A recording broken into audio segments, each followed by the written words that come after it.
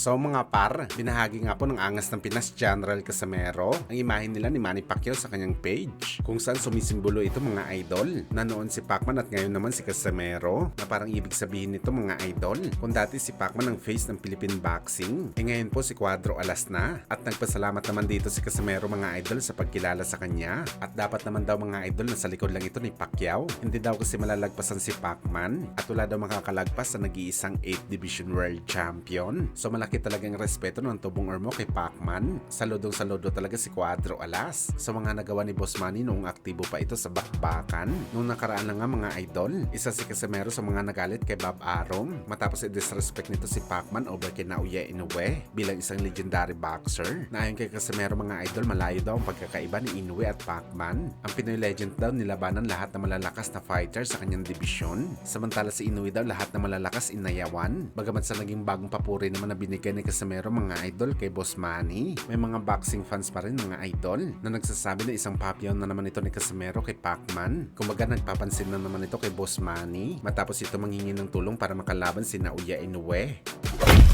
Samantala sa naging panayam naman mga idol na Rolando Romero, natanong po ito mga idol patungkol kay Devin Haney na mag-undercard lamang sa laban nito kontra kay Ryan Garcia sa buwan ng Mayo. Ano yan ni Rolly mga idol? Ngayon daw siya ang main event sa laban at si Boy Ilong naman daw ang undercard. Ipinatunayan lang daw nito mga idol na siya daw talaga ang ama ni Devin Haney. Sa mga hindi daw nakakaalam mga idol, si Devin Haney daw nawawala nitong anak sa matagal na panahon na. Anak lang daw nito si Devin Haney sa lahat ng bagay. Mas lamang daw talaga si Romero. Dagdag pa sa panginsulto na Romero mga idol. Kung tumanggi man daw si Haney na anak siya nito, ikukunin naman daw nito si Boy Ilong bilang kanyang personal driver. At nakakatawa isipin mga idol dahil 2 years pa lang nakalipas. Matinding panglalait ang inabot ni Romero sa mag-amang Haney. May punto pa nga mga idol na sinabihan nila si Romero na isang garbage, basura ang galawan at record, pero ngayon ang record lang ito ni Romero sa bakbakan.